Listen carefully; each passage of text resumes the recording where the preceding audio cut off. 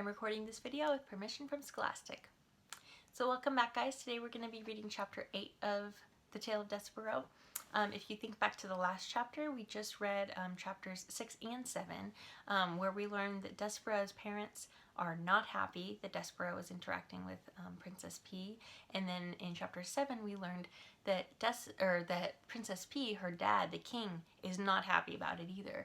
And so we learned that there's kind of a parallel between Despereaux and Princess P. Even though they're very different characters, they're both kind of going against the grain, if you will. That's kind of a saying that means doing things that other people aren't doing and not doing the stereotypical norms that a princess or a mouse should abide by. So we're going to see there's kind of this conflict between those two characters, Princess P and Despereaux, and their families. And remember that in chapter 6 we learned that Despereaux's father was gathering the Mouse Council together in order to maybe punish him. And so I think that's what we're going to be reading about in chapter 8. So stay tuned. And this chapter is called To the Rats. The Mouse Council, 13 honored mice and one most very honored head mouse, heeded the call of Leicester's drum and gathered in a small secret hole off King Philip's throne room. The 14 mice sat around a piece of wood balanced on spools of thread and listened in honor while Despereaux's father related the story to what Furlough had seen. "At the foot of the king," said Leicester. "Her finger right on top of his head," said Leicester. He was looking up at her, and it was not fear. The Mouse Council members listened with their mouths open. They listened with their whiskers drooping and their ears flat against their heads. They listened in dismay and outrage and fear. When Leicester finished, there was a silence dismal and deep. "Something," intoned the most very honored head mouse, "is wrong with your son. He is not well. This goes beyond his fevers, beyond his large ears and lack of growth. He is deeply disturbed. His behavior endangers us all. Humans cannot be trusted. We know this to be an indisputable fact. A mouse who consorts with humans, a mouse who would sit at the foot of a man, a mouse who would allow a human to touch him," and here the entire Mouse Council indulged in a collective shiver of disgust, "cannot be trusted. That is the way of the world. Our world.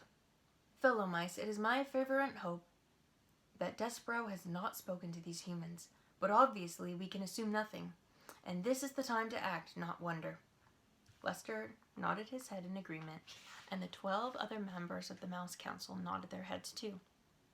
"We have no choice," said the head mouse. "He must go to the dungeon." He pounded his fist on the table. "He must go to the rats, immediately. Members of the council, I will now ask you to vote. Those in favor of Despereaux being sent to the dungeon, say aye." There was a chorus of said, "Ayes." "Those opposed, say nay." Silence reigned in the room. The only noise came from Leicester. He was crying. And 13 mice, ashamed for Leicester, looked away. Reader, can you imagine your own father not voting against you being sent to the dungeon full of rats? Can you imagine him not saying one word in your defense? Despereaux's father wept, and the most very honored head mouse beat his paw against the table and said, "Despereaux Tilling will appear before the mouse community. He will hear of his sins. He will be given a chance to deny them. If he does not deny them, he will be allowed to renounce them so that he may go to the dungeon with a pure heart. Despereaux Tilling is hereby called to sit with the Mouse Council." At least Leicester had the decency to weep at this act of perfidy. Reader, do you know what perfidy means?